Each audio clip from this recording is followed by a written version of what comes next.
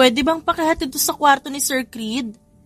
Ihing-ihi na kasi ako, girl, kanina pa talaga. Baka sumabog tong pantog ko, kakapigil ko ng ihi ko. Daing ng isa sa mga kasamahan ni Gail na si Yaz. Habang nilalahad ang hawak nitong tray na may lamang agahan sa kanya. Napanguso naman si Gail. Ayaw niya sanang pumayag, pero dahil naaawa siya sa kasamahan niya wala siyang nagawa at tinanggap niya na lamang yon. Thank you, Gail. Bawi ako sa susunod ha. Nagmamadaling sabi ni Yaz at kaagad tumalikod para pumunta ng banyo. Ay nako, kakaharapin ko na naman yung masungit na anak ng amo namin. Hindi ko pa naman maintindihan ang isang yun. Palagi na lang siya nagsusungit gayong wala naman kaming ginagawa na kahit ano sa kanya. Kung may problema siya sa mundo, dapat di niya kami dinadamay, no? Angil ni Gail sa kanyang isipan. Naglakad si Gail papunta sa kwarto ni Creed.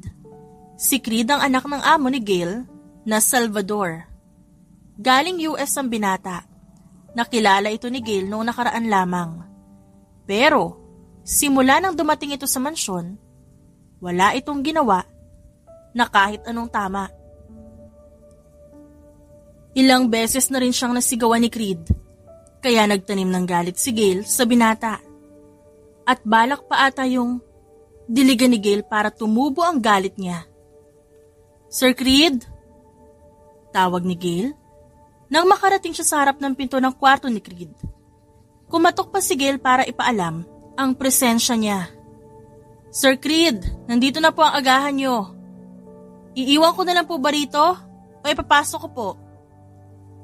Magalang na tanong pa ni Gail.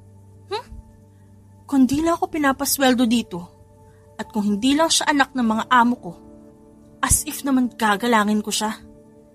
Kung pwede lang, sisigawan ko rin siya, pabalik, kada sinisigawan niya ako. Nakasimangot na tura ni Gail sa kanyang sarili. Nasa ganoong sitwasyon si Gail nang biglaang bumukas ang pinto at bumungad sa kanyang preskong mukha ni Creed. Bagong paligo ito at walang pang itaas na damit. Ang tuwalya nito, nakasabit pa sa balikat. What are you frowning at? Binabayaran ba kayo dito para sumimangot sa akin? Kung ayaw niyo sa trabaho niyo, pwede na kayong umalis. Nakakainis. Asik ni Creed na siyang ikinagulat ni Gail. Bago pa man makapagsalita si Gail, pabalik, kinuha na ni Creed mula sa kanya ang tray bago nito marahas na isinara ang pinto ng kwarto nito. What the hell? Ano bang problema niya? Wala akong ginawa na kahit ano sa kanya. How dare he do this to me? Kapag hindi talaga ako nakapagtimpi, lalagyan ko ng laso yung pagkain niya. Maktol ni Gail sa kanyang isipan at akmang sisipain ang pinto ng kwarto ni Creed nang biglang bumukas yun. Imbis na ang pinto ang masipa, nasipa ni Gail ang taong nagbukas nito. Pumailan lang sa paligid ang daing ni Creed. Pagkatapos lumipad ang paa ni Gail papunta sa gitna nito. Ano ang problema mo? May sira ka ba sa utak ha? Gusto mo ba ako babaog? Galit na sigaw ni Creed. Nagulat naman si Gail at takot na napatingin dito. Pinaghalong kaba at takot ang kanyang nararamdaman. Halo-halo na. Kaya nang ipatawag siya sa opisina ng kanyang amo, agad siyang nagsisi na pinairal niya ang init ng kanyang ulo. She did it, mom! Sinipa niya yung pagkalalaki ko. Hindi ko maintindihan kung ba't kayo nag-hire ng ganitong klase ng tao. Hindi natin kailangan ng tulad niya dito sa mansyon. Kapag nagtagal, baka hindi lang ako sipain niya. Baka pati kayo sipain niya rin. Sigaw ni Creed na siyang nakatayo habang nakaupo naman si Gail. Yukong-yuko ang kanyang ulo. Ayaw salubungin ang galit nito. Creed, son, calm down. Hindi ikaw ang kausap ko. I'm talking to my mother at di kita ama. My father is already dead, so stop calling me your son. Putol ni Creed sa bagong asawa ng kanyang ina. Ramdam ni Gail ang tensyon sa paligid. Ang dahilan, kaya malarebelde ang ugali ni Creed, ay dahil hindi nito gusto na may bagong asawa ang ina nito. Hindi matanggap ni Creed na pinalitan ng kanyang ama, kaya kahit ang stepdad niya hindi niya matanggap. Creed, huwag mong kausapin si Franz ng ganyan. Tinatrato ka ni Franz ng maayos. Kaya tratuhin mo rin siya ng maayos. At hindi mo kailangang sumigaw. Dahil tayo lang naman na nandito. Kaya tama si Franz, kumalma ka at mag-usap tayo ng hindi nagsisigawan. Now sit down, son! Agad na nagsalubong ang kilay ni Creed sa sinabi ng kanyang ina. Pero hindi siya umimik. At hindi ito sinagot bagkus. Sinunod niya pa ang sinabi nito. At naupo nga siya sa sofang kaharap ng kay Gail. Now Gail, iha, gusto kong malaman ang rason kaya mo nagawa ang bagay na yon sa anak ko. May galit ka ba sa kanya? May kailangan ba ako malaman na kahit ano? Tanong ni Jennifer sa marahang paraan. Napaangat naman ang tingin si Gail para harapin ang kanyang amo. At huwag kang matakot na magsalita, iha. Kahit na anak ko si Creed, hindi ako bias na klase ng tao. Pwede mong sabihin sa akin ang kahit ano na nasa isipan mo at gagawa natin yan ng paraan. Mom, ba't mo pa siya kakausapin? She's crazy, okay? I told you, sinipa niya ako. Kahit wala akong ginagawa, kahit ano masama sa kanya. Can you believe it, Mom? Kararating ko lang dito last month galing US. Tas ito ang bubungad sa akin? Ni hindi ko ma-enjoy ang mansyon na to dahil sa mga nakakainis yung kasambahay. Angil ni Creed, nang dire-diretso na siyang ikinabuntong hininga ng kanyang ina. Anak, sige lang tinatanong ko. Alam ko mahirap mag-adjust dito sa Pilipinas dahil nasanay ka sa US kasama ang ama mo. But you are here now. Kailangan mong matuto na masanay sa mga ginagawa namin. Mahinahong sabi ni Jennifer sa kanyang anak na umismid lang naman. Kahanga-hanga nga naman talaga yung pasensya ni Ma'am Jennifer sa anak niya. Kung nagkataon lang at nagkaroon ako ng ganitong anak, baka tinapon ko na sa dagat sa sobrang inis ko. Ang lakas-lakas sumagot. Di naman siya kinakausap. Sa kapabida niya siya nga tong baliw, sama-sama ng ugali, sarap ibalot sa kumot at gawing lumpia. Irap ni Gail sa kanyang sarili. Gail? Muling tawag ni Jennifer sa dalaga na napabuntong hininga dahil alam niyang walang matatapos hanggat hindi siya nagsasalita. Dahil po yun sa ugali ng anak niyo, ma'am. Mula 19 years old ako, ma'am, nandito na ho ako sa mansyon na to. Hanggang ngayon, na 25 years old na po ako. Yung mga kasambahay po na nakasama ko, kilalang kilala na po ako. Kailanman po, hindi ako nag-agrabyado ng kahit na sino. Kahit pa sa amo ko yun. Pero to anak niyo, ma'am, sobrang kakaiba yung topak niya sa utak, na miski ako, hindi ko maintindihan yung iniisip niya. Gusto ko nga pong basagin yung bungo niya nang masilip ko. Sunod-sunod na sabi ni Gail na siyang ikinalaki ng mata ni Creed, habang lihim na natawa si Jennifer, habang si Franz naman, napailing-iling na lang. Abat! Hindi natapos ni Creed ang sasabihin niya. Nang itaas ni Gail ang kamay para patigilin ito sa pagsasalita. Ang punto ko, ma'am, masama ho talaga ugali ng anak niyo. Sa buong buhay ko, Ma'am Jennifer, ngayon lang ako nakatagpo ng taong palaging sumisigaw. Kahit wala namang ginagawang masama sa kanya yung mga tao. Alam mo ba, ma'am, kung anong ginawa niya nung unang dating niya dito? Nanghingi siya ng kape. Pero pinagalitan niya si Yas at sinigawan kasi daw ang pait. Anong gusto niya? Mag-imbento kami ng kape na gawa sa asukal? Bobo rin Pagpapatuloy ni Gail na talagang punong-puno na sa lahat ng kagaguhan ni Creed. At saka, ma'am, kapag may inuutos siya sa amin, ginagawa naman namin na maayos nang ayon sa utos niya. Yun ang palaging ginagawa namin. Pero yung anak mo, ma'am, may sakit ata sa utak. Lahat na lang ng bagay na ginagawa namin, hinahanapan niya ng mali. Kung maging AI na taga-check na lang siya, ma'am, ng mali, no? Para magkasilbi siya sa mundo. Saka kaninang umaga, ma'am, naghatid ako ng pagkain. Siyempre nakasimangot ho ako. Kasi sa lahat ba naman ng mga bagay na ginawa niya simula nang dumating siya rito, magkakaroon pa po ba ako ng rason para ngumiti sa kanya? Siyempre, ma'am, wala na, di ba? Tapos sinigawan niya na naman ako. At kung ano-ano pang sinabi niya sa akin. Siyempre nainis ako. Yung pinto sanang sisipain ko pero binuksan niya. Kaya sinong baliw sa amin ngayon? Eh di siya. Dagdag na sabi ni Gail na siyang ikinalaglag ng panga ni Creed. Did you just call me crazy and stupid? Hindi makapaniwalang tanong ni Creed. Sa kasambahay nilang nagtaas lang ng kilay. Bingi ka ba? Oo, tinatawag kitang baliw at bobo, bingi. Sigaw pa ni Gail. At kaya napatayo na rin si Creed sa kinauupuan niya. How dare you? Pinapasweldo ka ng ina ko, tapos ito itatrato mo sa akin? Pero, hindi kasama sa work requirements ko ang maging sunod-sunuran sa kabaliwan ng amo ko. I have human rights, you idiot! Putol ni Gail kay Creed na siyang nanlaki na naman ng mga mata. Bago pa man umabot sa kung saan ang sagutan ng dalawa, kaagad nang pumagitna sina Jennifer at Franz sa dalawa. Si Franz dumiretso kay Gail, si Jennifer naman kay Creed. Okay, kumalma kayo. Hingang malalim, hinga. Singit naman ni Jennifer. Sabay na huminga ng malalim ang dalawa. Pero ang matatalim na titig nila nakatutok sa isa't isa na siyang ikinaaliw na lamang ni Jennifer. Pero pinigilan niya ang sariling mapahalakhak dahil sa mga ito. Gail is right. What, Mom? Anak mo ako. Ba't mo kinakampihan ang kasambahay na yan? Putol kaagad ni Creed sa kanyang ina. Pero nang tumaas ang kilay ni Jennifer sa anak, agad nitong tinikom ang sariling bibig. Sobrang OA mo, Creed. Ano ba sabi ko sa iyo, ha? Always treat our workers right dahil sila ang gumagawa ng lahat para sa atin. Yes, sinusweldohan natin sila. Pero kung wala sila rito, magiging maayos ba itong mansyon? Hindi naman sila magtatanim ng galit sa mga amo nila. Kung tinatrato sila ng maayos, Creed. Si Gail, ilang taon na yan dito sa mansyon. Mula pagkadalaga dito na siya nagtrabaho.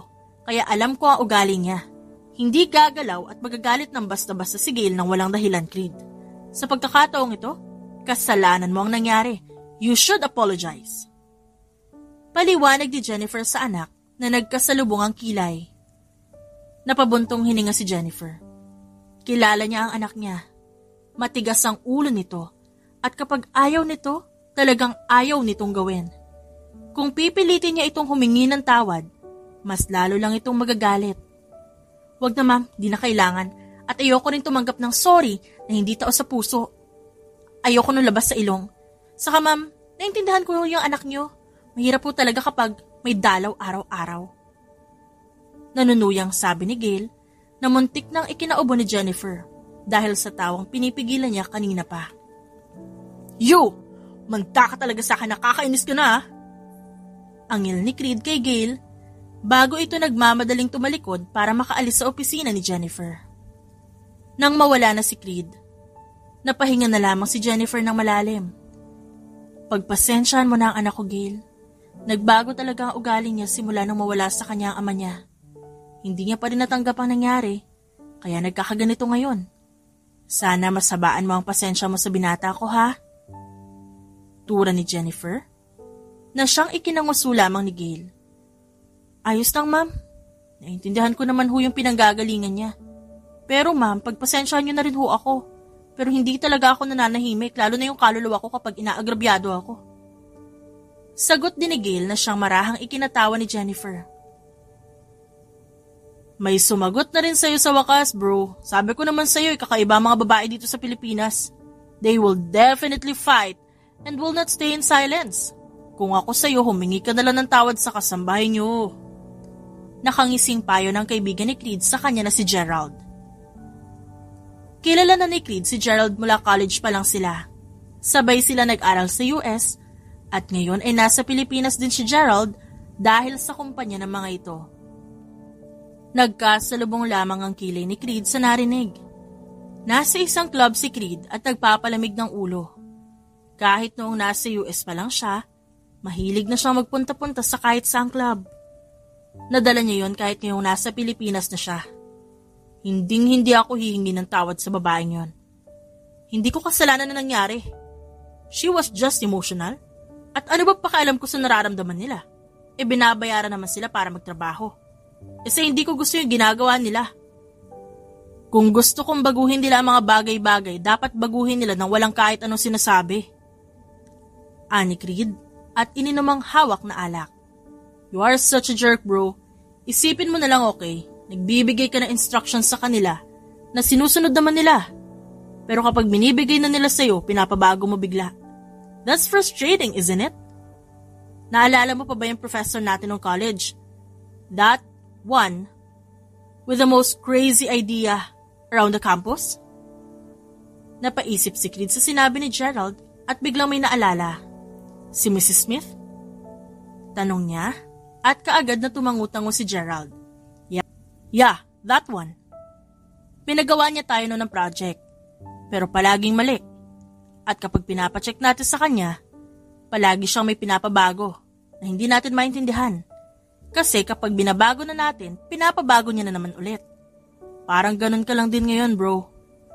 Do you even remember punching the wall that time out of frustration? Ang sabi mo pa, kung di lang babae yung professor, baka nasuntok mo na. You are that annoying, bro. Pang-aalas ka ni Gerald sa kaibigan na biglang natauhan sa sarili nitong kagaguhan. You know what? Naintindihan ko kung may galit ka sa mundo. Pero huwag ka mandamay na ibang tao. Kung gusto mong ilabas yung frustration at galit mo, lumapit ka lang sa akin, mag-sparring tayo. Or, do you want a woman? Marami akong kilala. Iba't ibang klase ng tipo. Kung gusto mo, pwede kita ipakalala sa kanila. Nakangising dagdag pa ni Gerald na siyang ikinaismid ni Creed. Puro na lang babae ang iniisip mo. Hindi ko alam kung nagpunta ka ng Pilipinas para sa kumpanya o para makahanap ng bagong tipo ng babae. Dahil doon napahalakhak si Gerald. Habang nasa ganoong sitwasyon, bigla ang may lumapit kina Creed na babae. Sobrang liit ng telang suot nito. Paniguradong isang hila lang ng damit nito mahuhubaran na. Pero walang paki si Creed doon. Nag-iwas pa siya ng tingin at inabala ang sarili sa alak na iniinom niya. Hi, may mga kasama ba kayo? Malambing na tanong ng babae. Ang tingin, diretso kay Creed na walang pakialam sa presensya nito.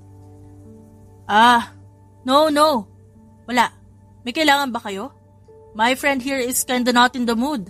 Baka kapag nakisali kayo, mambato ito bigla ng bote. Pagbibiro ni Gerald, kahit seryoso naman talaga ito sa sinabi. Kilala masyado ni Gerald ang ugali ni Creed. Kapag ayaw nito, ay ayaw nito. O ganun ba?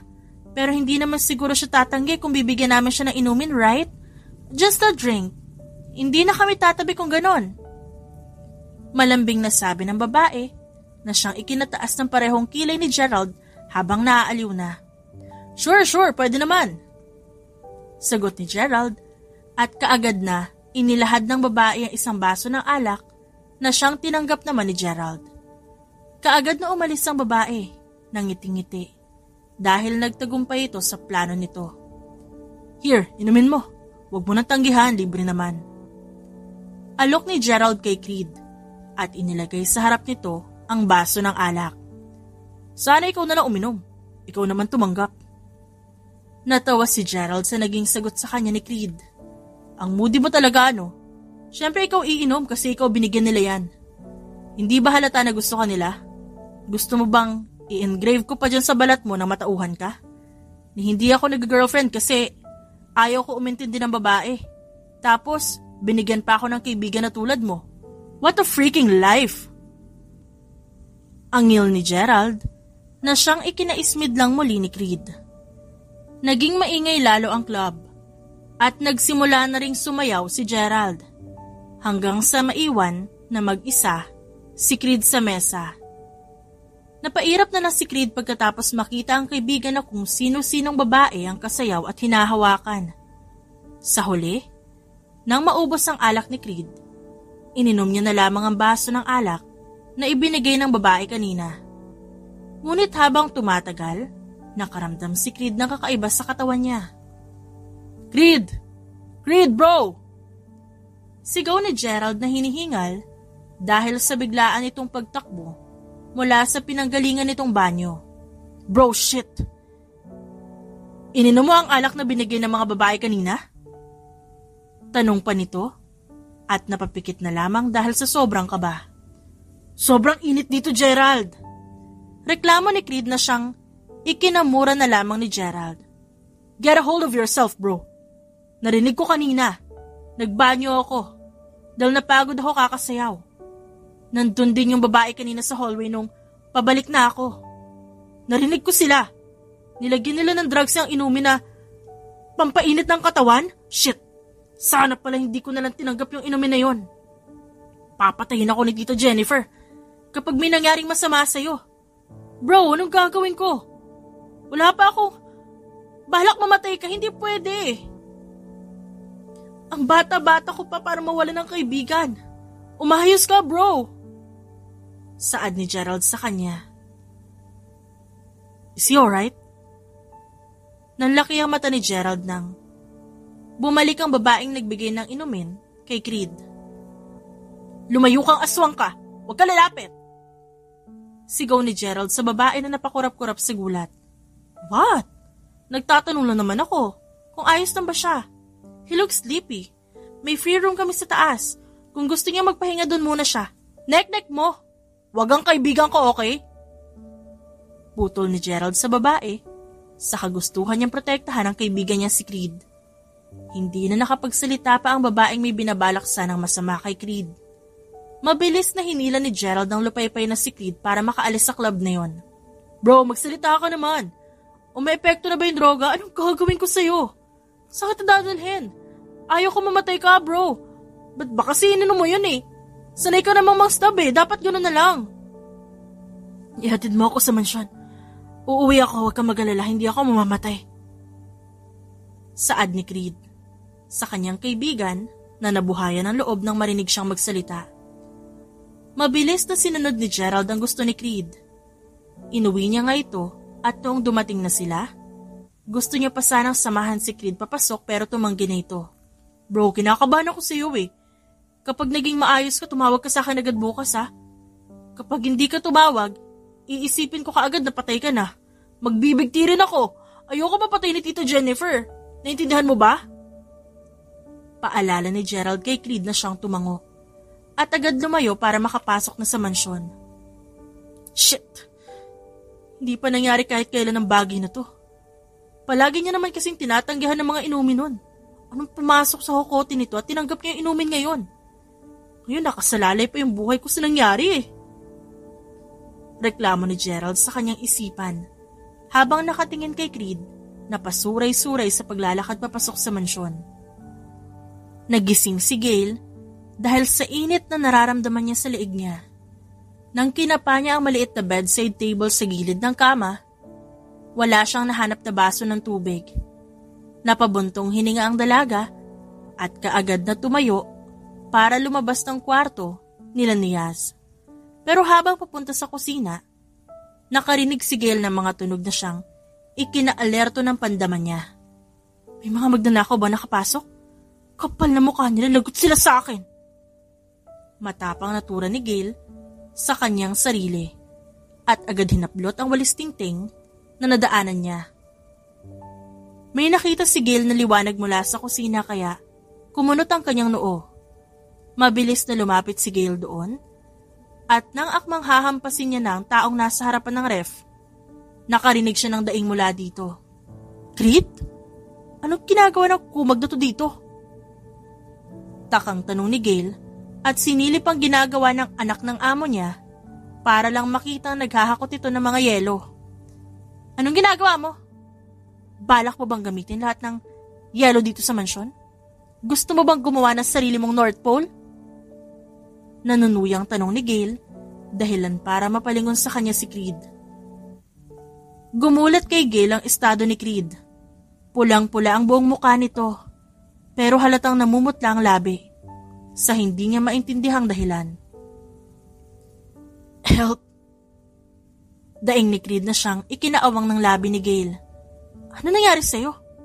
Pula na mukha mo ah, pero putla naman ang labi mo. Agad niyang nilapitan ng binata. Pero nang lumapat ang braso ni Gail kay Creed, agad siyang lumayo sa lalaki. Sandali. Muli siyang lumapit. Pero sa pagkakataong ito naman ang lumayo. Wawa, wala ko nakakahawang sakit no? Makalayo ka naman sa akin. Concerned citizen lang naman ako. Hindi makapaniwalang sabi ni Gail, pero umiling-iling si Creed. It's not like that. Someone drugged me. Ano? Putol ni Gail kay Creed, pero kaagad ding tinakpan ni Gail ang bibig na matanto ang sarili niyang kaingayan. I was drugged by a woman. May pampainit ng katawan ng inumin ko. At kapag hindi nagawa ng paraan, mamamatay ako. I'm trying to gather some ice. Maybe the coldness will... Pagpapaliwanag ni Creed, ngunit hindi niya na natuloy ang sasabihin. Ano? Maybe the coldness will what? Help. Maybe the coldness will help. Bakit ngayon mo lang sinabi? Ayan kasi. Pumunta ka pa ng club. Ayan ang napapala ng mga taong katulad nyo na hindi nag-iisip. At sino ba nagsabi na tumanggap ka ng inumin mula sa iba? Stupid! Angil ni Gail, at nang makita ni Gail ang pagniwi ni Creed, agad siyang natauhan. Mabilis niyang tinulungan ng lalaki. Dinala niya lahat ng yelo sa banyo ng kwarto ni Creed. Pinuno niya ng tubig ang bathtub at nilagyan niya ng napakaraming yelo. Ayan. Kapag kailangan mo ng tulong, tawagin mo ako, okay? Kukuha lang ako ng tuwalya mo. Tura ni Gail kay Creed at iniwan ito sa hamba ng pinto ng banyo. Ngunit, sa pagbalik ni Gail sa loob, nakahilata na si Creed sa sahig. Sir! Sir Creed, gising! Panggigising ni Gail kay Creed. Niyugyug ni Gail ng malakas ang katawan ni Creed hanggang sa muling magising ang binata. Pero, hindi inaasahan ni Gail ang sunod na ginawa ni Creed. Bigla, umangat ang katawan ni Creed. Hanggang sa nakalapat na ang labi nito kay Gail. Na noong mga oras na yon, nanigas sa kinauupuan nito. Sir! Daing ang pumalit sa mga salita ni Gail nang kagati ni Creed ang labi niya. Hanggang sa tuluyan na nitong pinagpatuloy ang halik sa dalaga. At imbis na itulak papalayo, nahawa si Gail sa init ng katawan ni Creed. Kumandong pa si Gail sa hita ni Creed at marahang inilandas ang kanyang katawan sa katawan ng binata. Na noong mga oras na yon, nalulung na sa init ng katawan nito. Kumapit ka, Gail. Hindi dapat ganito, na nagpapaakit ka ng basta-basta.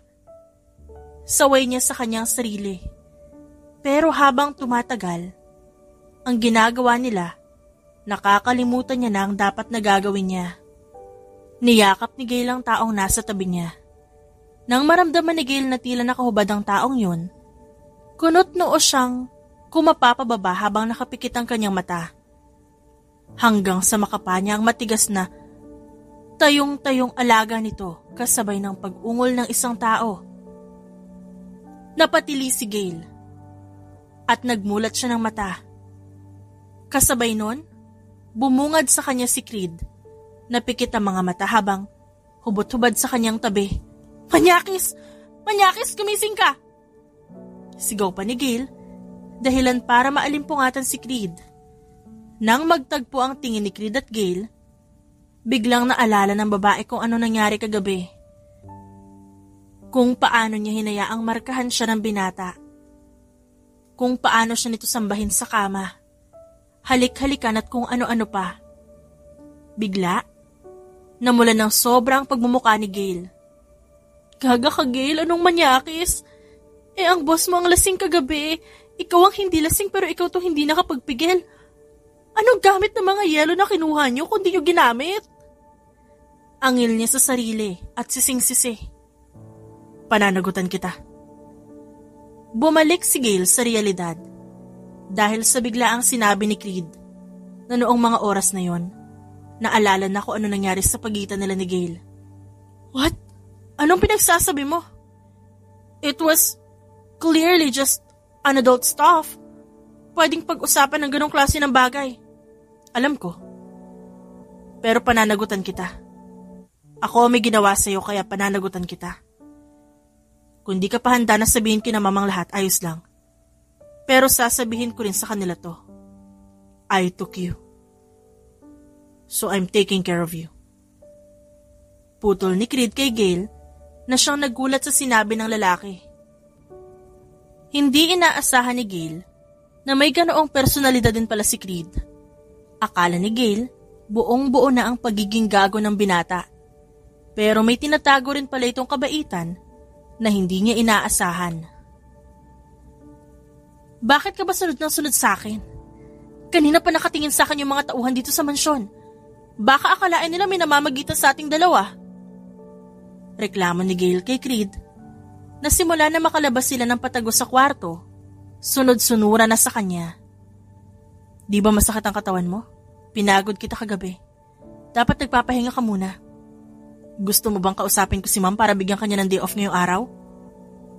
Tanong ni Creed na siyang dahilan upang mapahinga ng malalim si Gail. Ayos lang ako, okay? Walang masakit sa katawan ko.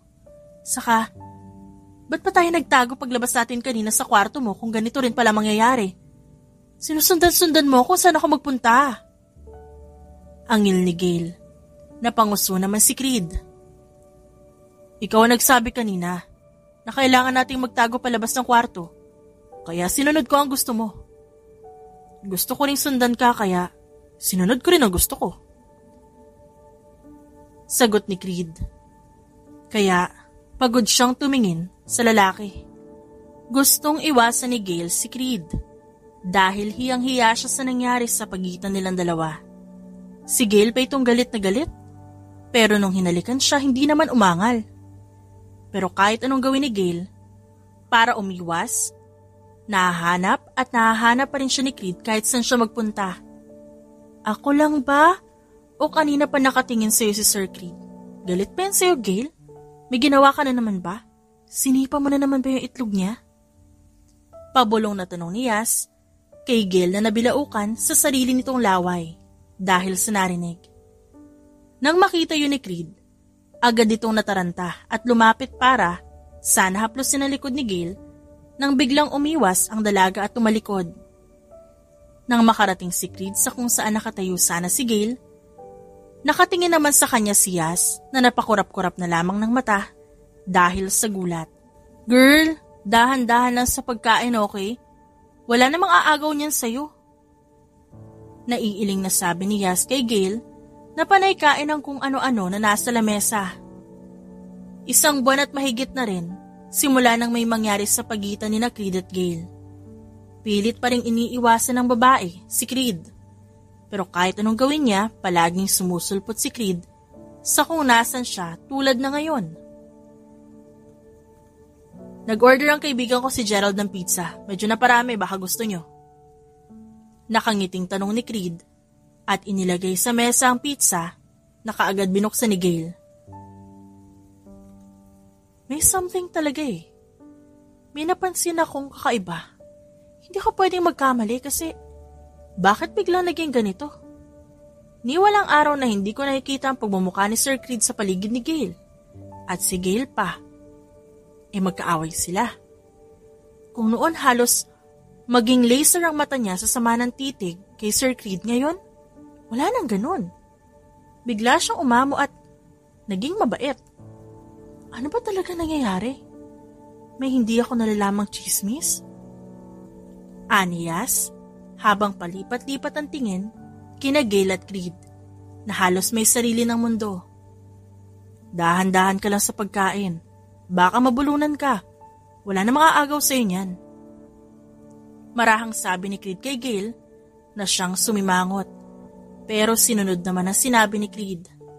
Sa nakita ni Yas, kaagad nanlaki ang mga mata niya. No. Hindi ako pwedeng mag-isip ng ganito. Kapag mali ang hinuha ko at nalaman to ni Sir Creed, baka maghalit siya. Baka sa pagkakataong to mapaalis ako dito sa mansyon. No, hindi pwede. Mali ang iniisip ko, wala silang relasyon. Paniguradong mali ako. Tumatango-tangong sabi niya sa sarili at nagbulag-bulagan na lang sa lahat ng nakikita niya. Nang hindi makatiis si Yaz, umalis na lamang siya para hindi na kung ano-anong maisip niya tungkol sa relasyon ni Creed at Gail sa isa't isa. Umalis na ang kaibigan mo.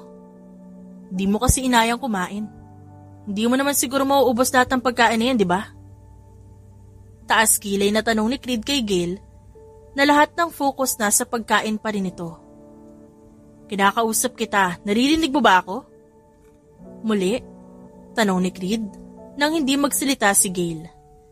Napailing-iling na lang si Creed dahil kumalat pa ang sauce ng kinakain ni Gail sa gilid ng labi nito.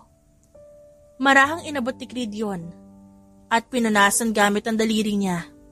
Dahilan para makuha niya ang atensyon ni Gail. Bakit ang baho mo? Naligo ka ba? Angil ni Gail kay Creed na hindi makapaniwala sa narinig dito. Mabilis na inamoy-amoy ni Creed ang sarili niya. Anong mabaho? Naligo ako and I'm using my perfume. Hindi rin mabaho ang pawis ko. I have a natural scent. Kahit amoyin mo pa ay, wag nga, ang baho mo nga. Maligo ka nga ulit. Gamitin mo yung sabon at shampoo ko. Pati na rin perfume. Mas mabango yung akin kesa sa'yo. Putol ni Gail kay Creed na napakurap-kurap. Wala ka na bang balak na iwasan ako? Tanong ni Creed. Hindi maintindihan ni Creed ang biglaang pagbabago ni Gail. Parang noong nakaraang araw lang. Ayaw nitong sumusunod siya palagi. At ayaw nitong tumatabi siya. O kahit maupo siya sa upuang kaharap na kinauupuan nito. Pero ngayon hindi siya sinasaway ni Gail, na siyang talagang nakakapanibago. Kailan ba kita iniwasan? Saka binibigyan mo ako palagi na masasarap na pagkain kaya syempre palagi ako masaya. Sa susunod, bumili ka ng square na watermelon ha. Gusto ko rin na isda na di marunong lumangoy. Nakangiting sabi ni Gail na siyang ikinakurap-kurap ni Creed sa sobrang gulat. Saan ako hahanap ng isdang hindi marunong lumangoy? Anong klase na isdang sinasabi niya? Kahit Google yata paniguradong hindi masasagot ang tanong ko. Saan ako makakahanap nun? Hindi makapaniwalang sambit ni Creed sa likod ng isipan niya. Wait. Anong klase na mga cravings to? Are you pregnant? Ang weird na mga gusto mo. Hindi na natapos pa ni Creed ang sasabihin niya nang matanto niya ang tanong niya. Miski si Gail, bigla ang napatingin sa kanya sa sobrang gulat. Hanggang sa bumaba ang tingin nito sa sariling tiyan. Congratulations, Mrs. You are 4 weeks pregnant. Masayang anunsyo ng doktor kay Gail na kaagad ng hina sa narinig nito. Napalingon ng doktor kay Creed na siyang nasa tabi naman ni Gail. Ikaw ba ang asawa ni Mrs. Mister? Tanong pa ng doktor kay Creed na nataranta at kaagad na tumango-tango. Yes po, Dok. May problema po ba sa mag-ina ko? Ayos lang po ba sila? May kailangan po ba akong gawin para sa kanila? May mga bawal po ba siyang kainin o gawin po? Sunod-sunod na tanong ni Creed, kaya napatawa ang doktor. I see, first-time parents. Tumatango-tangong sabi nito, dahilan para bahagyang makaramdam si Creed ng hiya. Hindi ko po alam kung anong magagawa ko para sa asawa ko pero handa po akong gawin lahat para kahit papaano maibsan ho yung nararamdaman niya. Alam ko po mahirap yan Kahit ano ho. Hindi nakaimik si Gail habang nakatingin kay Creed na seryosong nakikinig sa doktor at nagtitake note ng sinasabi nito. Hindi makapaniwala si Gail na ang binatang noong una, tila sarili lang ang mahal, biglang nagbago dahil sa nangyari sa kanila. After 5 or 6 weeks, pwede kayong bumalik for ultrasound. Doon natin malalaman kung ilang fetus ang nasa loob ng tiyan ni Mommy. Huling paalala ng doktor kay Creed na agad tumango-tango. Nang makalabas na sa ospital, kaagad inalalayan ni Creed si Gail sa paglalakad. May paa pa naman ako, Sir Creed, nakakapaglakad pa ako, tsaka hindi ako lumpo. Turan niya kay Creed na hindi naman nakinig. Sa bandang huli, napabuntong hininga na lang si Gail. Do you still want your fish? Mahirap maghanap na isdang di marunong lumangoy pero kung gusto mo hahanapan kita. Kahit anong gusto mo ibibigay ko sa'yo, sabihin mo lang sa akin. Mahinang natawa si Gail. Wala namang isdang hindi marunong lumangoy. Baka hindi ka na makauwi kapag hinanapan mo ako ng ganon. It was just my weird cravings earlier that is talking. Pero ang pinakagusto ko ngayon, maligo ka. You stink. Reklamo ni Gail kay Creed na muling inamoy-amoy ang sarili niya. You are very sensitive. Okay. Ano bang brand ng shampoo, sabon at perfume mo? Bibilin ko para yun na lang ang gamitin ko araw-araw. Napakurap-kurap na mga mata si Gail. Imbis na magalit sa kanya si Creed, dahil sa pagiging maarte niya, inuunawa siya nito. At gusto pa ng lalaki, napalitan ng mga ginagamit nito ayon sa mga gusto niya. Wow, what a character development. Manghang tura ni Gail sa sarili niya at hindi na naiwasan tignan si Creed sa paraang hindi niya inaasahan. Hindi ko alam na kaya ko palang magkagusto sa lalaking kinaiinisan ko noon.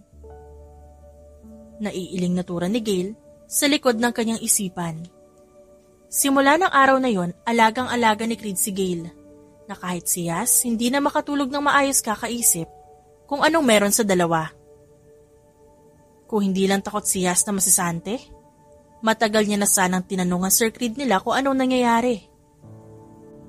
Nang sumapit ang ika-6 na linggo, muling bumalik sina Creed at Gail sa ospital para sa ultrasound. Here. Inabot ni Creed ang kamay ni Gail at marahang hinawakan yon. Don't worry, hindi ka nag-iisa. Hindi kita iiwan. Marahang sabi ni Creed kay Gail na siyang napangiti. Nang simula ng doktor ang ultrasound, napahigpit ang kapit ni Gail sa kamay ni Creed na kaagad napansin ang kabas sa mukha ng dalaga. Upang mapakalma si Gail, marahang pinatakan ni Creed ng halik sa noo ang babae. Muling nagulat si Gail at hindi inaasahan ang aksyon ni Creed na naging dahilan ng pagbilis ng tibok ng puso niya. Ngunit, hindi na yun dahil pa sa kaba. Wow! Congratulations! You have 10 tiny feet inside your womb. Masayang anunsyo ng doktor sa dalawa. 10? 10? Paulit-ulit na bulong ni Creed at nagsimulang magbilang hanggang sa napakurap-kurap siya. Quintuplets? 5 babies? We have quintuplets, Creed. Nakangiting sabi ni Gail bilang kumpirmasyon sa pagbibilang ni Creed. Isang tili ang kumawala sa labi ni Gail. Nang bigla, nakita niya ang pagputi ng mga mata ni Creed hanggang sa nawalan nito ng malay. What? You are pregnant with Creed's quintuplets? Hindi makapaniwalang tanong ni Jennifer kay Gail habang palipat-lipat ang tingin sa dalawa. Mahabang istorya po, Ma'am Jennifer. There is no way na tatawagin mo akong ganyan, Gail. Magiging lola na ako ng mga anak niyo ni Creed and you're calling me Ma'am. No, Gail. Tawagin mo akong Mommy ngayon din. Putol ni Jennifer kay Gail na siyang napakurap-kurap. Hindi alam ni Gail kung susundin niya ba ito, lalo na dahil isang maid lamang siya ng mga Salvador. Nagkataon lang naman na buntis siya ni Creed nang may mangyari sa kanila, pero hindi pa naman sila kasal at mas lalong walang namamagitang relasyon sa dalawa. Pero po kasi Ma'am Jennifer, hindi naman po kami ni... Hindi matapos-tapos ni Gail ang sasabihin sa hiyang nararamdaman niya. Sundin mo na lang si Ma'am Gail. She wants to be called Mommy. At nararapat lang din naman yun. Kung di mo gusto, pwede mo siyang tawaging Mama. Anything you are comfortable with. Saka stop calling me Sir Creed from now on. Ako ang ama ng mga anak mo, Gail. So calling me Creed will be fine. Wow. He has changed. Hindi ko akalain na darating pa ang araw na magiging ganito kakalmado ang anak ko. Simula nang mawala ang daddy niya, palagi na lang siyang galit. Pero ngayon, sobrang rahan niyang magsalita. Hindi makapaniwalang sambit ni Jennifer sa likod ng isipan niya pagkatapos masaksihan ang pagbabago ni Creed. Well, Nandito rin ang asawa ko, Gail. Pwede mo na siyang tawaging daddy. At walang problema sa akin ang nangyari sa inyo. You are both adults. You two know what is wrong and right. Hindi ko kailangan mag-alala dahil alam ko na pipiliin niyo ang tamang bagay. At masaya rin ako na magiging lola na ako. Akala ko matatagalan pa ang bagay na yun, pero sa wakas dumating din. Muli ay sabi ni Jennifer habang inoobserbahan ang magiging reaksyon ni Creed. Mom is right. Nandyan din si Tito Franz. Pwede mo na siyang tawaging daddy. Tapos kapag nailabas na ang mga anak natin at lumaki na sila, may lola at lolo sila sa katauhan ni Mama Tito Franz. Sang-ayon ni Creed sa lahat ng sinabi ng kanyang ina, habang nakangiting nakatitig sa nahihiyang si Gail. Si Jennifer, napakapit sa balikat ng kanyang bagong asawa na si Franz, habang naluluha, ngunit may ngiti naman sa labi, dahil sa biglaang pagbabago ni Creed. Parang kailan lang sobrang galit ito, ni hindi nito kayang tawagin si Franz na tito, dahil galit ito sa bagong asawa ni Jennifer. You are too happy? Nangingiting sabi ni Franz sa asawa, bago marahang pinunasan ng gilid ng mga mata nito. My son just called you tito, mahal. Noon hindi ko siya mapilit-pilit pero ngayon tinawag kanyang tito. Hindi pa man dad o papa, pero sobrang tuwa ko na. It's already a small step, an achievement. Marahang sabi ni Jennifer, habang nakayakap sa asawa. I know, masaya rin ako dahil dumating na ang araw na ito. Sagot ni Franz, bago sabay na pinagmasdan si Gail at Creed na siyang nag-uusap. Hindi tulad nung una, hindi nagtatalo ang dalawa. At naririnig pa nila ang minsang pangaasar ni Creed kay Gail. Pero, alagang-alaga naman ito ang babae. Akin na yan, ako na. Tarantang sabi ni Creed at inagaw kay Gail ang walis na hawak nito na siyang ikinagulat ng dalaga, lalo na ng mga taong nasa paligid nila. Bagong trip ba to ni Sir Creed? Ganito ba ang balak niyang gawin sa amin? Para mapaalis kami ng trabaho? Siya kuno ang gagawa ng trabaho, tapos sa huli sasabihan niya kaming tamad at walang ginagawa na kahit ano? Tapos, aalisin na kami sa trabaho namin dito sa mansyon. Wag na, Sir Creed. Kaya ko na po. Hindi niyo naman po ako kailangan tulungan. Madali lang po itong lahat. Kayang-kaya ko na po mag-isa. Yung mga trabaho dito, sir, kayang-kaya ko na po. Pikit matang sabi ni Yas, habang nakataas ang kamay na tila sumusuko sa isang gera. Excuse me, Miss Yas. Gusto ko lang kunin yung upuan sa likod mo. Sa narinig niya sa sinabi ni Creed, kaagad siyang nagmulat ng mga mata. Pagkatapos, napalingon siya sa likod niya at nakitang may upuan nga ron. Mabilis na napakurap-kurap si Yas bago gumilid habang namumula ang buong muka sa sobrang kahihiyan. Sorry sir, nataranta lang po. Bulong ni Yas. Sapat lang para marinig ni Creed na siyang natawa naman ang mahina.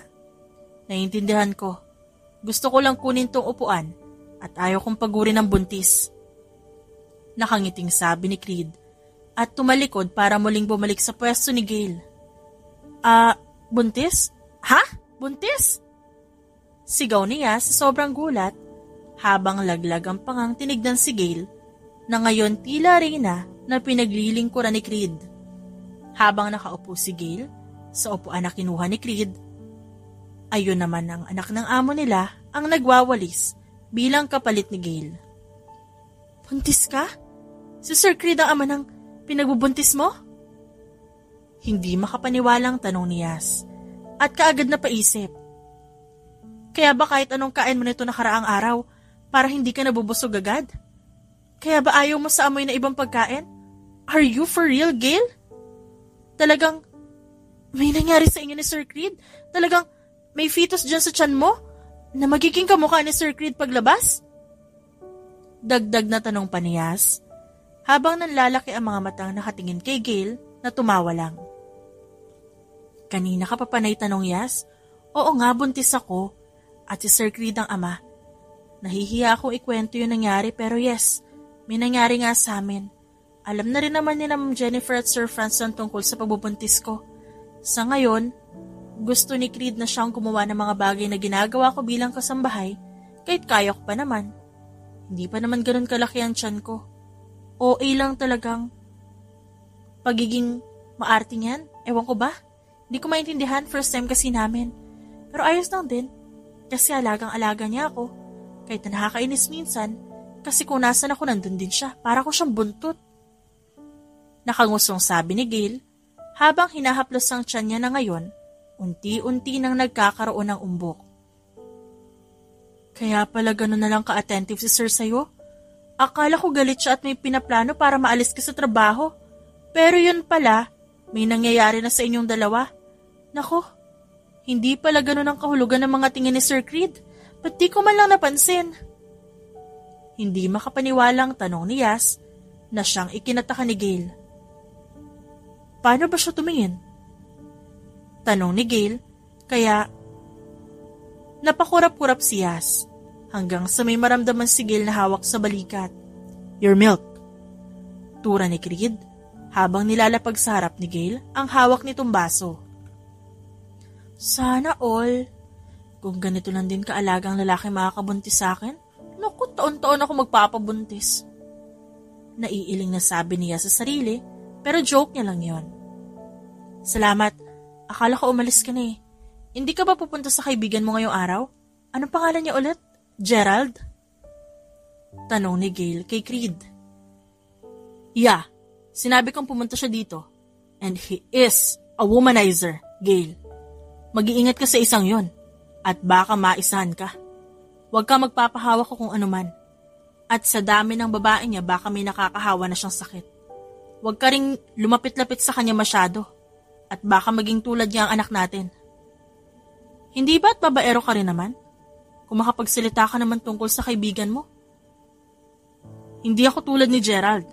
Yeah, we're friends. But I don't like women like how he do. Minsan, ako ang umiiwas sa mga babae na sinasalo niya naman. Matigas na ang ulo ko at mainitin din pero hindi ako babaero. Kaya huwag kang lalapit kay Gerald. Kung ayaw mo magkaroon ng anak na babaero, quintuplets pa naman yan. Paano kung puro sila lalaki at lahat nahawa kay Gerald? Hindi mo ba alam kung gaano sasakit ang ulo mo sa ganon? Ang overthinker mo? Saka, ba't naman sila mahahawa kay Gerald? Si Gerald ba ang aman nila? Hindi ba? At ikaw naman? Kundi sa akin, sa iyo magmamana ang makukulit na to. Kaya humanda ka. Hindi inaasahan ni Creed ang paglabas ng magandang ngiti mula sa labi ni Gail. Oo nga naman. Pumunta ba ako rito para masaksihan kayong sweet? Ano to? Sampal sa aming mga single at takot sa commitment? Sarkastikong tanong ni Gerald na bigla ang sumulpot sa kung saan sila. Mabilis na iniwas ni Gail at Creed ang tingin sa isa't isa para ituon yun sa kararating lang na lalaki. Bakit wala kang dalang pagkain? Sabi ko naman sa'yo bumili ka ng pizza at fried chicken, diba? Ano ipapakain mo sa buntis kung wala ka namang dalang kahit ano? Agad na tanong ni Creed sa kaibigan nang mapansin na wala itong hawak na kahit ano. May dinala ako, nandun sa kusina. Malay ko bang nandito kayo, saka ipakilala mo naman ako bro, ano to? Nagpunta lang ako dito para mag-deliver ng pagkain. Di ko naman alam na nagbago ka na pala. Dahil ang tingin mo sa akin delivery boy. Hindi na pala ako office worker. Naiiling na sabi ni Gerald, dahilan para mainis na si Creed. Fine. Gail, si Gerald. Gerald, si Gail. Buntis yan ah. Now go. Kunin niyo na yung mga pagkain. Baka nagugutom na siya. Mabilis na sabi ni Creed, kaya gulat naman si Gerald. Anong klaseng pagpapakilala yan? Pakilala mo naman ako na maayos, bro. Alalahanin mo na ako ang best friend mo. Ako rin ang best man kapag nagkataon tapos gaganituin mo ako. Nasaan ang hustisya? Manahimik ka nga. Ang ingay-ingay mo. Ayaw ng buntis na maiingay na tao. Kung ayaw mo mapalayas dito sa mansyon, manahimik ka. Naintindihan mo ba? Putol ni Creed kay Gerald na walang nagawa kundi umismid at hindi na nakasagot pa. Baka kapag sumagot si Gerald, tuluyan ang mapikon sa kanya si Creed. Di mas lalong walang pag-asang makausap niya si Gail. Naaaliw namang nakatingin si Gail sa magkaibigang nasa harap niya. I'm really glad at nagtagpo kayo nitong kaibigan ko. Minsan lang may sumasagot sa isang to, kaya natutuwa kong nalaman ko na galit siya dahil may babaeng lumaban sa kanya. Ngiti-ngiti na sabi ni Gerald kay Gail na ngayon kumakain ng pagkaing dala ni Gerald. Si Creed naman, nasa tabi ni Gail at titig na titig sa babaeng kumakain ngayon. Siyempre naman hindi ako nagpapatalo sa kahit sino. Lalo na kung alam ko wala naman akong ginagawang kasalanan. Saka si Creed yung may topak sa aming dalawa. Nangaaway kahit wala naman kaming ginagawa sa kanya. Talo niya pa yung babaeng may dalaw.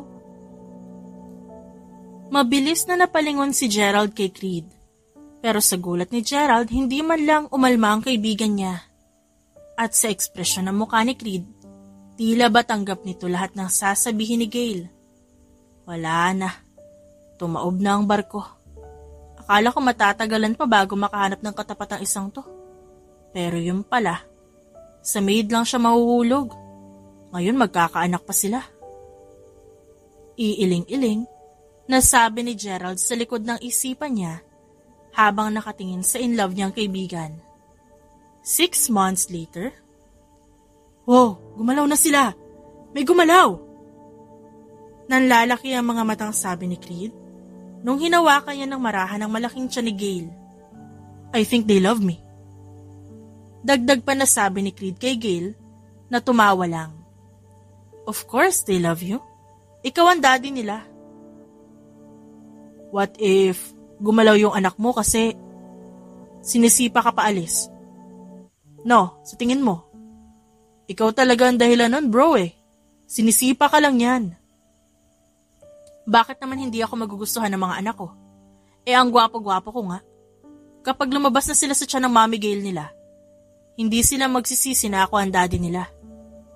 Baka kapag lumaki na sila, ipagmalaki nila ako sa sobrang gwapo ko.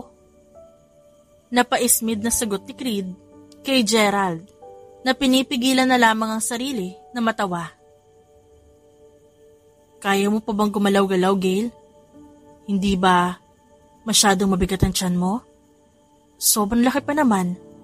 Kung nahihirapan ka, magsabi ka sa amin, okay? Marahang saad ni Jennifer kay Gail na tumangulang habang may ngiti sa labi. Opo, wag po kayong mag-alala. Saka nandiyan naman po si Creed. Hindi niya po ako hinahayaang magtrabaho masyado. Simula nga po nung malaman niyang buntis ako, hindi nga na ako pinagtrabaho kahit kaya ko pa naman po.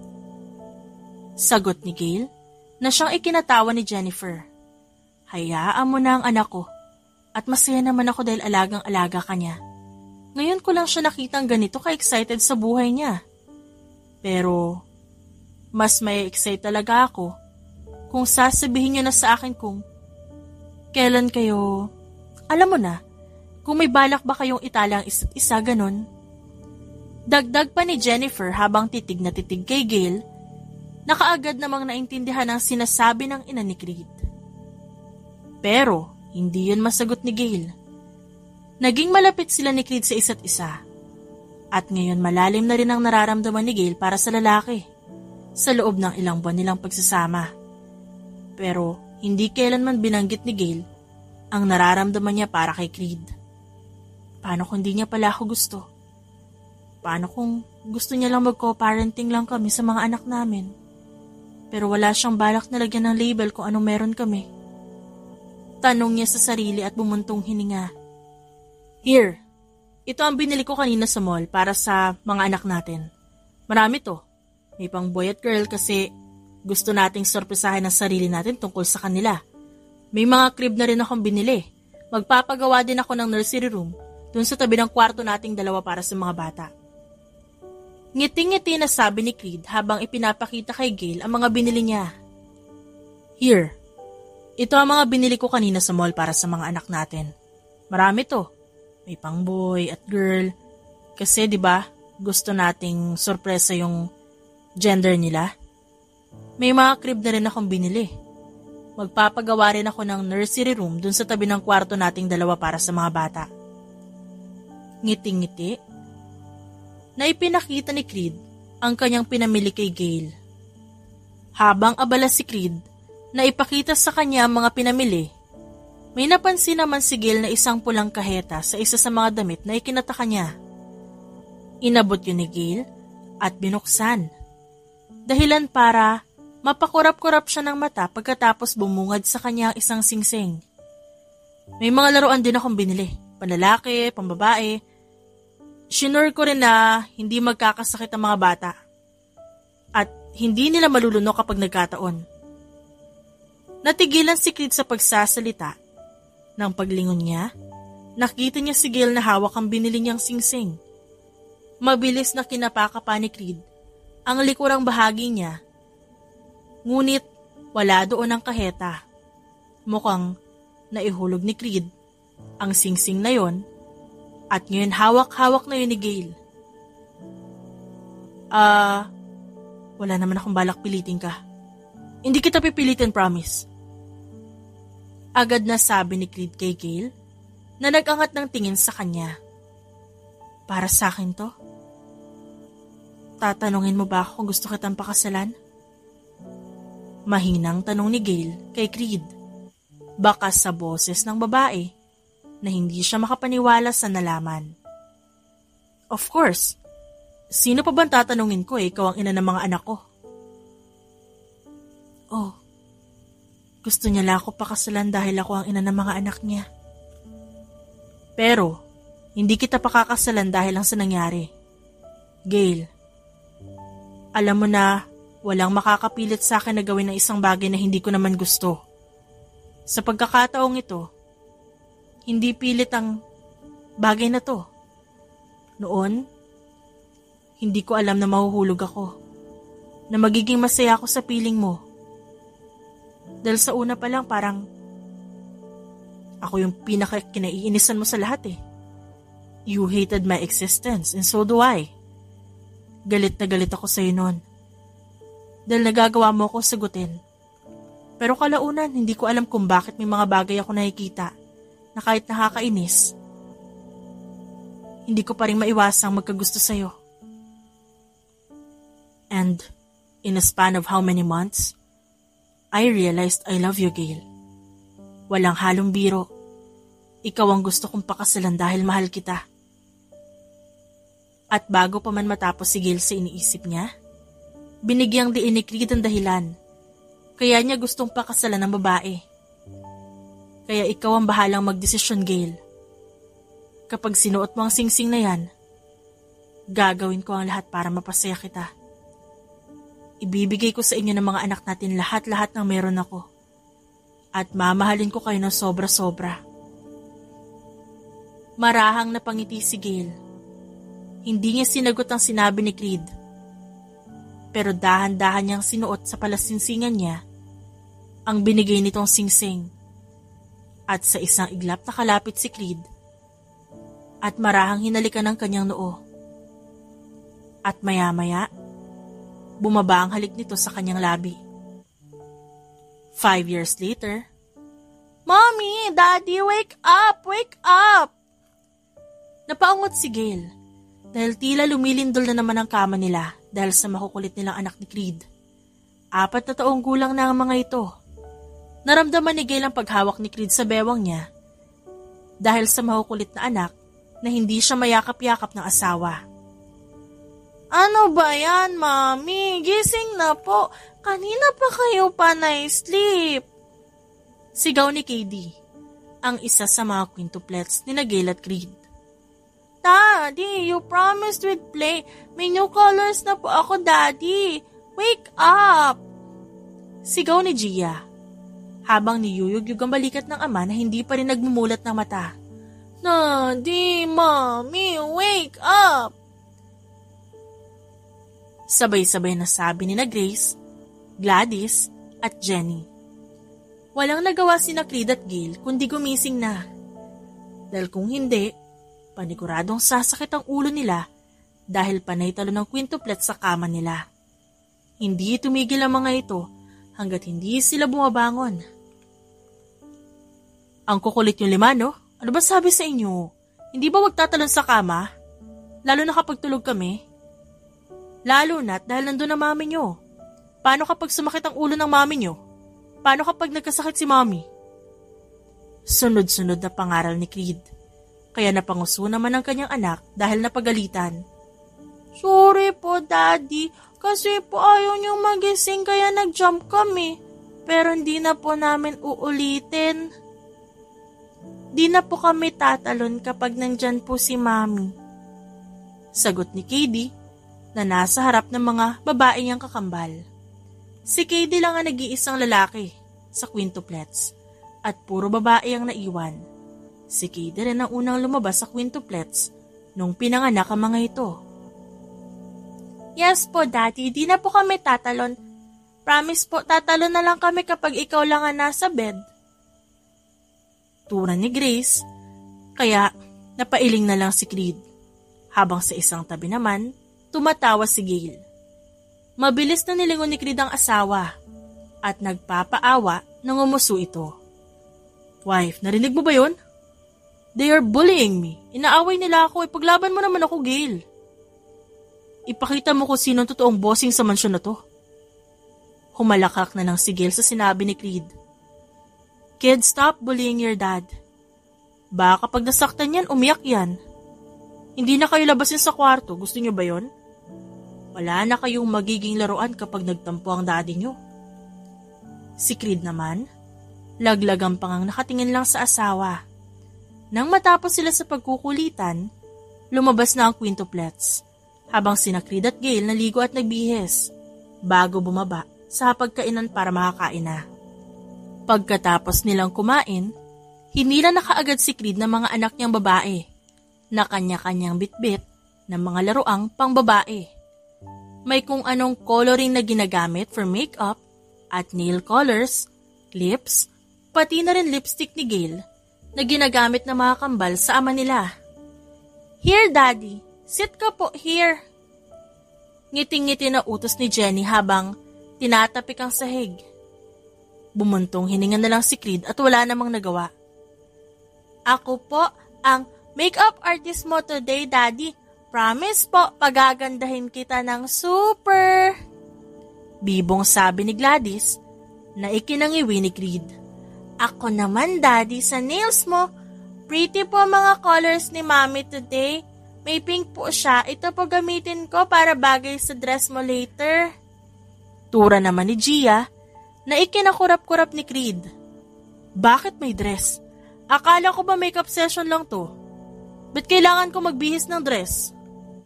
Syempre po, para complete package, Daddy. Nag-choose po kami ng pink summer dress sa closet ni Mommy. Super cute po nun, Daddy. Kaya for sure magugustuhan mo po.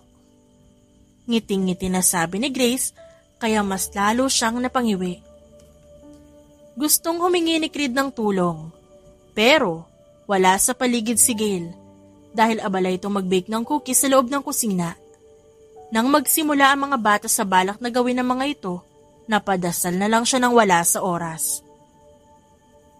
Ito, Daddy, red lipstick, super pretty nito. Nakangiti na sabi ni Gia. Smile, Daddy! Utos ni Gia na ginawa naman ni Creed. Lumapat ang lipstick sa labi niya habang si Jenny abala sa kanyang buhok. Muntik pang mapasigaw si Creed nang biglaang mahila ni Jenny ang buhok niya. Oops, sorry, Daddy.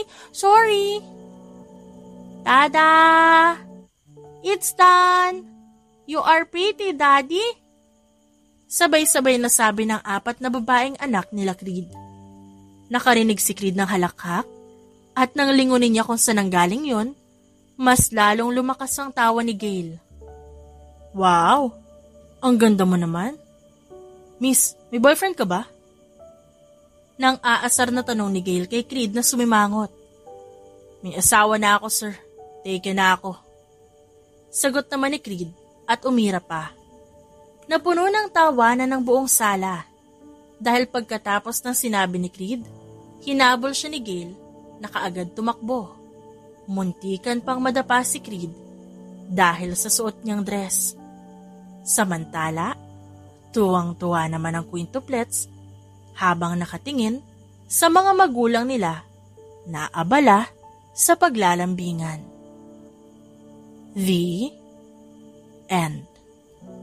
It's shoutout time!